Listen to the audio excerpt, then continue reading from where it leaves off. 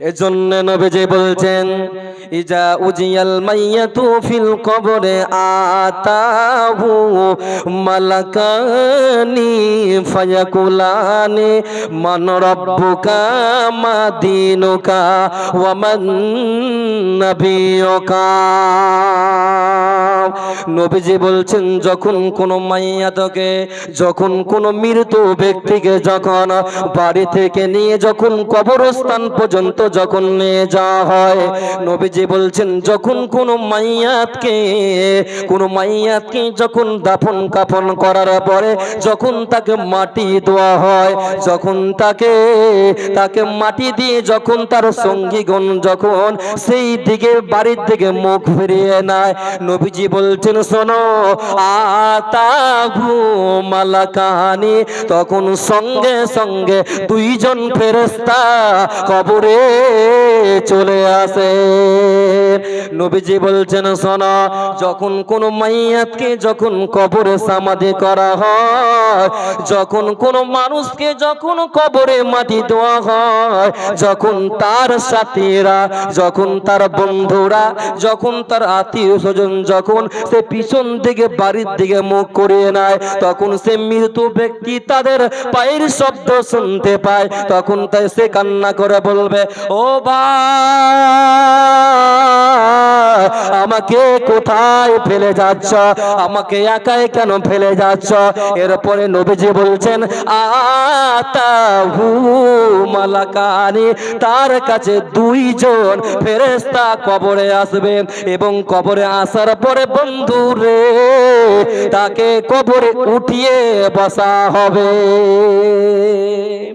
কবরে যখন তাকে মাটি দেওয়া হয়ে যাবে, মাটি দেওয়ার পরে যখন তার সাথী, যখন তার পরিবারের লোক সে বাড়ির থেকে ফিরতে থাকবে, তখন সেই মৃত ব্যক্তি তাদের পায়ের শব্দ শুনতে পাবে, তখন সঙ্গে সঙ্গে দুইজন ফেরেশতা আতাহু মালাকানি তাসনিয়া থেকে মানে দুইজন ফেরেশতা কবরে চলে আসবেন। নবীজি বলছেন সেই দুইজন ফেরেশতা আসবেন, সেই দুইজন ফেরেশতা দুনিয়ার কোনো মানুষের মতন নয়, সেই দুইজন ফেরেশতা পৃথিবীর কোন বান্দার মতন নয় গো।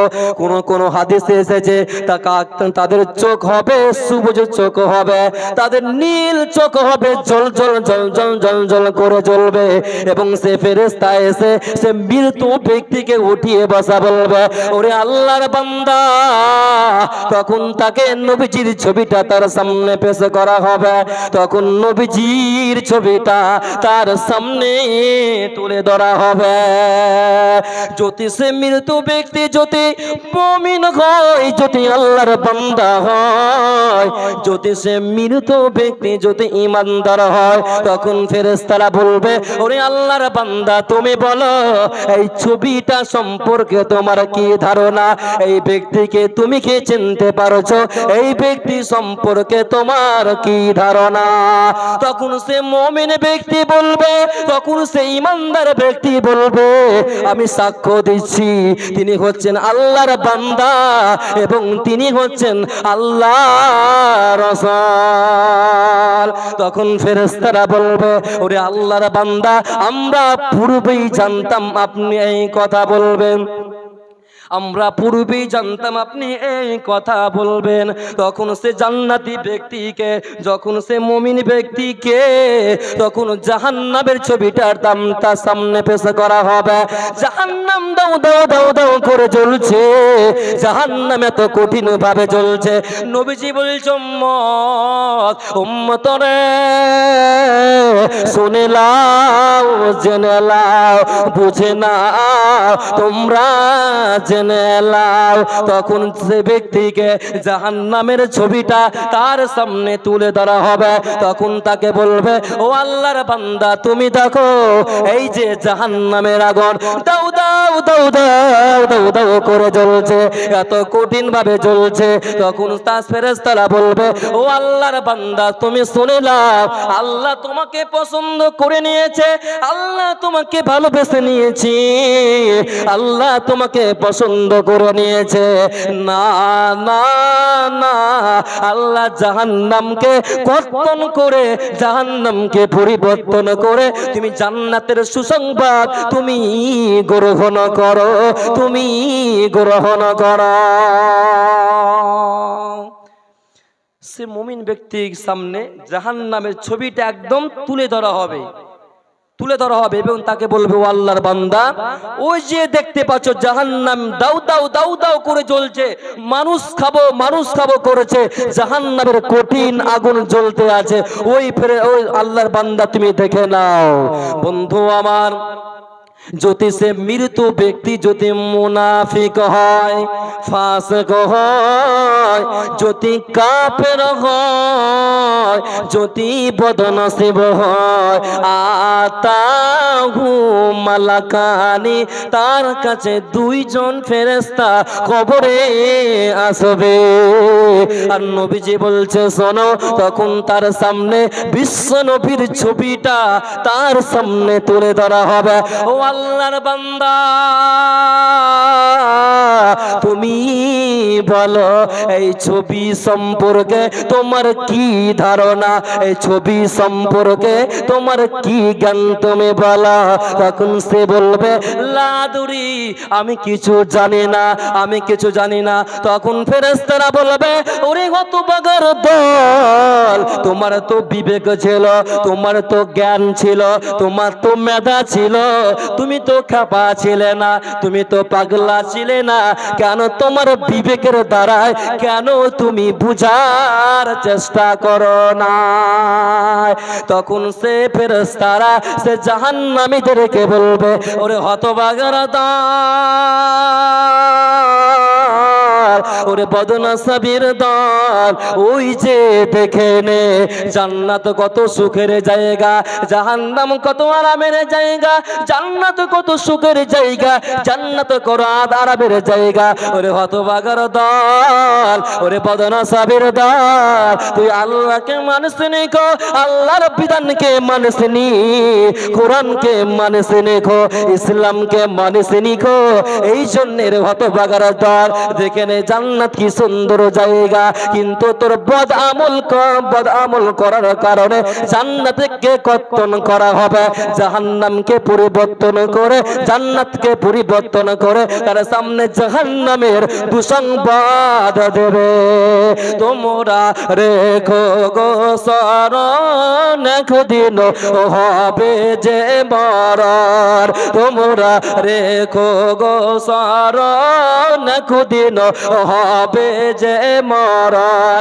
শয়তান তোমার দুশ্মন বটে, শয়তান তোমার দুশ্মন বটে, বলে আল কুরআন, তোমরা রেখো গো স্মরণ, একদিন হবে যে মরণ, তোমরা রেখো গো স্মরণ, একদিন হবে যে মরণ।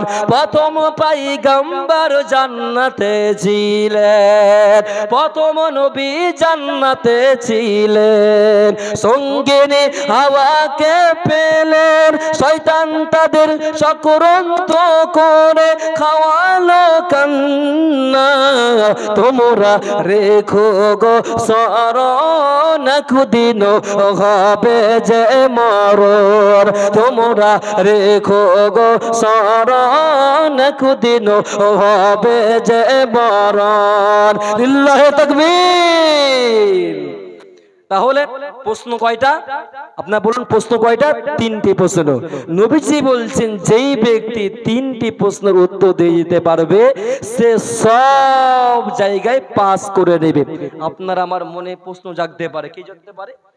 আমার তো তিনটি প্রশ্ন মুখস্থ আছে, মান রব্বুকা, মা দীনুকা ওয়া মান নাবিয়ুকা, তিনটি প্রশ্ন তো আমার মুখস্থ আছে। তো নবীজি বলছেন সে মুখস্থ বিদ্যা দিয়ে কবরে বিন্দু পরিমাণে কোনো লাভ হবে না গো। আপনারা আমার মনে প্রশ্ন যোগতে পারে, ধরেন একটা উদাহরণ দিই, ধরেন একজন আপনাদের এই গেদরি গাঁয়ের একজন ছেলে, সে বহরমপুরে মিশনে পড়াশোনা করে। কোথায় পড়াশোনা করে? মুর্শিদাবাদ বহরমপুরে সে মিশনে পড়াশোনা করে। সেই ছেলে কোনোদিন নামাজ পড়ে না, সে আল্লাহকে ডাকে না, ইসলাম কি জিনিস, কোরআন কি জিনিস তার কোনো বিবেক নাই, তার কোনো মেধা নাই, তার কোনো জ্ঞান নাই গো। দুনিয়াবি শিক্ষা কিন্তু কোরআন হাদিসের কোনো তার জ্ঞান নাই গো। তার মা বয়স্ক মা, মূর্খ। যখন সে ছেলেটা যখন তার স্কুল ছুটি হওয়ার পরে যখন বাড়ি এসেছে, যখন তার মা তাকে খাবার দিতে যাবে, জোর সময় যখন তার মা খাবার দিতে যাচ্ছে, বলছে বেটা আব্দুল গাফফার, ও বেটা আব্দুল গাফফার, তুমি কি নামাজ পড়েছো? তখন সে ছেলে বলছে মা নামাজ পড়ে কি হবে, নামাজ পড়ে কি হবে? তখন তার মা বলছে বেটা কবরে কি উত্তর দিবে? আবার সে ছেলে যখন তার মা চলে গেল, আবার মাগরিবের সময় তার মা বলছে, যখন তার বেটাকে বলছে বেটা ও আব্দুল গাফফার, তুমি কি মাগরিবের নামাজ পড়েছো? তখন সে বলছে মা নামাজ পড়ে কি হবে? আবার তার মা যখন সকাল বেলাতে যখন তার মা নাস্তা দিতে যাবে, নাস্তা দেওয়ার পূর্বে তার মা তাকে জিজ্ঞাসা করেছে বেটা কলিমউদ্দিন ফজরের নামাজ পড়েছো? না মা আমি নামাজ পড়িনি গো। কবরে কি উত্তর দিবে? তখন সে ছেলেটা তার মা যখনই খাবার দিতে যায়, তখনই তার মা শুধু বারে বারে বলে বেটা তুমি নামাজ পড়েছো, বেটা তুমি নামাজ পড়েছো। তার মায়ের জ্ঞানের শুনতে যখন ভালো লাগে না, দুনিয়াবি শিক্ষিত ছেলে, তখন তাদের গ্রামের মুলবি সাহেবের কাছে চলে গেছে। ধরেন আপনাদের গেদরি গায়ের মুলবি সাহেবের কাছে চলে গেছে, তখন মুলবি সাহেবকে বলছে মুলবি সাহেব, কই মুলবি সাহেব? মুলবি সাহেব বলছে কে? দেখছো তো সে আব্দুল গাফফার। মুলবি সাহেব মনে মনে ভাবছে সে তো কোনোদিন নামাজ পড়তে আসেনি গো, কি ব্যাপার, তার কোন দিকটা চান, কোন দিকে উঠতেছে, আজকে আবার মসজিদে এসে। তখন মুলবি সাহেব বলছে কি হয়েছে বলো। তখন সে ছেলে বলছে মুলবি সাহেব আপনারা তো মানুষকে কবর জাহান্নাম পরকাল বলে বলে বলে আপনারা মানুষের বিবেককে নষ্ট করে ফেলেছেন, মানুষের মেধাকে নষ্ট করে ফেলেছেন। বলুন তো কবরে কি উত্তর হবে? কবরের প্রশ্ন তখন মুলবি সাহেব বলছে ইজা উজিয়াল মাইয়াতু ফিল কবরে। তখন সে ছেলে বলছে থামেন আমি লিখবো। তখন মুলবি সাহেব বলছে লেখো মান রব্বুকা। সেই ছেলে লিখলো মান রব্বুকা। আবার মুলবি সাহেব বলল মা দীনুকা। সেই ছেলে লিখলো মা দীনুকা। আবার মুলবি সাহেব বলল ওয়া মান নাবিয়ুকা। আবার সেই ছেলে লিখলো ওয়া মান নাবিয়ুকা। তখন সেই ছেলে বলছে মাওলানা সাহেব আপনি সেই প্রশ্নের জবাব দিয়ে আমাকে বলে দেন। তখন মুলবি সাহেব বলছে তুমি লেখো মান রব্বুকা, রব্বি আল্লাহ। সে লিখলো রব্বি আল্লাহ।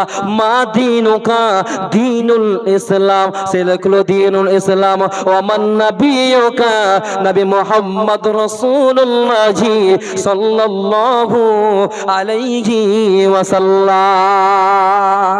সে ছেলেটা তিনটি প্রশ্ন মুখস্থ করে, সে সারা রাত ধরে মুখস্থ করে। আপনারা বলুন যদি তিনটা শব্দ যদি মুখস্থ করে সারা রাত যদি মুখস্থ করে তাহলে কত মুখস্থ হবে?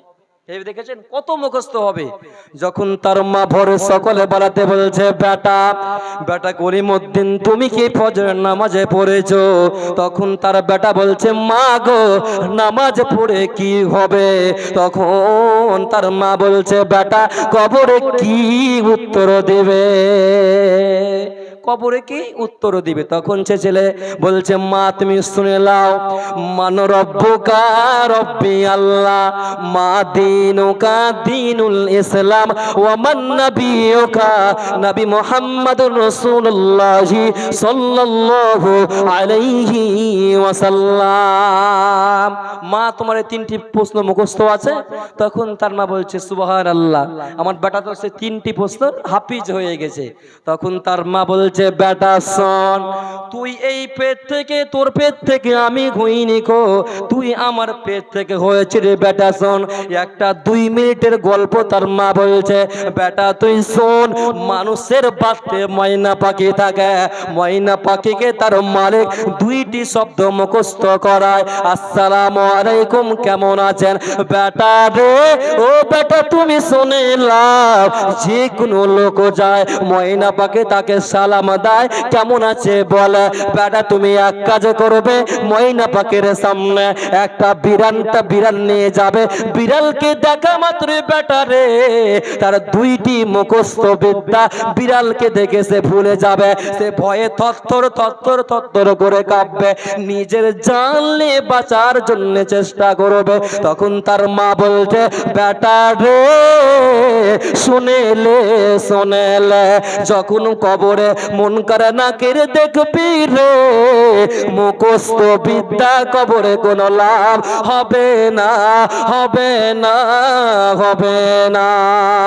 মরণ আমায় ডাকো দিয়েছে, যেতে হবে ভাই, মরণ আমায় ডাকো দিয়েছে, যেতে হবে ভাই, যে ডাকের সারা আমায় দিতেই হবে, থাকিতে পারিব না আরো মিছে ভাবে, ভাবেনি অসময়ে ডাকিবে আমায়, করিনি ইমান আমল কি হবে উপায়, ভাবেনি অসময়ে ডাকিবে আমায়, করিনি ইমান আমল কি হবে উপায়, তওবা করার সময়টা এখন আমার নাই, তওবা করার সময়টা এখন আমার নাই, মরণ আমায় ডাকো দিয়েছে, যেতে হবে ভাই, মরণ আমায় ডাকো দিয়েছে, যেতে হবে ভাই। পাড়া পড়োশি ভাই বোনার ঘরের সুন্দর বিবি ভুলে যাবে কিছুদিন পর যতই আপন ভাবে, পাড়া পড়োশি ভাই বোনার ঘরের সুন্দর বিবি ভুলে যাবে কিছুদিন পর যতই আপন ভাবি, রেখে যাওয়া সম্পদ তারা নিয়ে যাবে নোট করে, আমি পাপে থাকবো পড়ে অন্ধকার কবরে, এই দুনিয়া কারো জন্য নয় তো চিরস্থায়ী, মরণ আমায় ডাকো দিয়েছে, যেতে হবে ভাই, মরণ আমায় ডাকো দিয়েছে, যেতে হবে ভাই। লিল্লাহি তাকবীর। আপনাদের আওয়াজ হচ্ছে না ভাই, ভাই আপনারা সব বসে যান সকলে। দেখেন কবরে মুখস্থ বিদ্যা কোনো লাভ হবে না। আম্মা জান আয়েশা সিদ্দিকা রাদিয়াল্লাহু তাআলা তিনি বর্ণনা করেছেন, আমার কাছে 2জন ইহুদি মহিলা আসলেন, 2জন ইহুদি মহিলা এসে আমাকে বলছে, আয়েশা আমাকে কিছু খেতে যাও। তখন আম্মা জান আয়েশা তাদেরকে 2টি খেজুর 2টি খুরমা দিলেন। তখন সে ইহুদি মহিলাটা, সে ইহুদি মেয়ে দুটি আম্মা জান আয়েশাকে বলছে, আয়েশা রে, আল্লাহ জানেন তোমাকে কবরের আযাব হতে এবং দাজ্জালের ফিতনা হতে আল্লাহ জানে তোমাকে রক্ষা করে। আম্মা জান আয়েশা বুঝতে পারলেন না, বুঝতে না পারার কারণে বিশ্বনবী এলেন, বিশ্বনবীকে বললেন, এ রাসূলুল্লাহ জি, এ হাবিব আল্লাহ, দয়ার নবী গো, আমার কাছে 2জন ইহুদি মহিলা আমার কাছে এসেছিল এবং আমাকে বলল, আয়েশা রে তুমি আমাকে কিছু তুমি খেতে দাও। তখন আয়েশা বলছেন, রাসূলুল্লাহ বিশ্বনবী গো, আমি সেই ইহুদি মহিলা দুটোকে আমি 2টি খেজুর দিলাম এবং সে মেয়ে দুটি আমাকে বলল, আয়েশা রে আল্লাহ তোমাকে জানো কবর না যাবতে আল্লাহ জানো রক্ষা করে। নবীজি বললেন, আয়েশা রে আযাবাল কবর হাক্কুন, আয়েশা রে কবরের আযাব হচ্ছে সত্য, কবরের আযাব হচ্ছে সত্য। এর আয়েশা কবরে আযাব হচ্ছে সত্য। এই জন্য আম্মা জান আয়েশা বলছেন, যখনই আমি বিশ্ব নবীকে নামাজ পড়তে আমি দেখেছি, যখনই আমি বিশ্ব নবীকে সালাত আদায় করতে দেখেছি, তখনই নবীজি কবরের আযাব হতে আল্লাহর নিকটে পরিত্রাণ চাইতেন এবং দাজ্জালের ফিতনা হতে আল্লাহর নিকটে পরিত্রাণ চাইতেন। এই জন্য নবী বলছে, উম্মত রে, তোমরা কবরের আযাব হতে আল্লাহর নিকটে তোমরা পরিত্রাণ চাও, কবরের আযাব হতে এবং দাজ্জালের ফিতনা হতে আল্লাহর নিকটে পরিত্রাণ তুমি চাও। নবীজি বলছেন, শুনে নাও, কেননা কবর হচ্ছে আখিরাতের প্রথম মঞ্জিল, কবর হচ্ছে আখিরাতের প্রথম মঞ্জিল। যে কবরে ধরা পড়ে যাবে, কবরে গ্রেফতার হয়ে যাবে, কবরে পাকড়াও হয়ে যাবে, সে সমস্ত জায়গায় পাকড়াও হয়ে যাবে, সে সমস্ত জায়গায় গ্রেফতার হয়ে যাবে। এই জন্য নবী বলছো, উম্মত রে, দুনিয়াতে বেঁচে থাকা অবস্থাতে পরকালে তুমি পূজা করে নাও। বিশ্ব নবীর কাছে একজন সাহাবী আসলেন এবং নবীকে বললেন, ইয়া রাসূলুল্লাহি, ইয়া হাবিবাল্লাহ, বিশ্ব নবী গো, আপনি বলুন মুমিনের মধ্যে সব চাইতে বুদ্ধিমান মুমিন কে? কি বললেন? বিশ্বনবীকে বলে, ইয়া রাসূলুল্লাহ, আপনি বলুন মুমিনের মধ্যে সব চাইতে বুদ্ধিমান মুমিন কে? তো নবীজি বললেন, শোনো ওরে আমার সাহাবীরা, ওরে আমার উম্মত উম্মতেরা, তোমরা শোনো, মুমিনের মধ্যে ওই ব্যক্তি, মুমিনের মধ্যে ওই ব্যক্তি সব চাইতে উত্তম মুমিন, মুমিনের মধ্যে সব চাইতে বুদ্ধিমান মুমিন, যে দুনিয়াতে বেঁচে থাকা অবস্থাতে, দুনিয়াতে হায়াত থাকা অবস্থাতে পরকালের পুঁজি করে নিল, কবরের পুঁজি করে নিল, ওই ব্যক্তি হচ্ছে মুমিনের মধ্যে সব চাইতে বুদ্ধিমান মুমিন। কারো ভরসায় আছো রে মন, কিসের করো আশা, এত সাদের ঘর বাড়ি একদিন তোমার ভেঙ্গে যাবে বাসা। কারো ভরসায় আছো রে মন, কিসের করো আশা, এত সাদের ঘর বাড়ি একদিন তোমার ভেঙ্গে যাবে বাসা। কোন দিন ফুরাইয়া যাবে, কোন দিন ফুরাইয়া যাবে, জৈবনে লাগবে বাটি, ওই যে দেখো ডাকিতেছে তোমায় কবরের মাটি। ভাইরে, ওই যে দেখো ডাকিতেছে তোমায় কবরের মাটি। সন্ধ্যার আগে যেদিন ডুবিবে বেলা, সন্ধ্যার আগে যেদিন ডুবিবে বেলা, এক পলকে ভেঙ্গে যাবে তোমার রঙ্গেরি মেলা। কার দিবা তুমি জোর দম, কার দিবা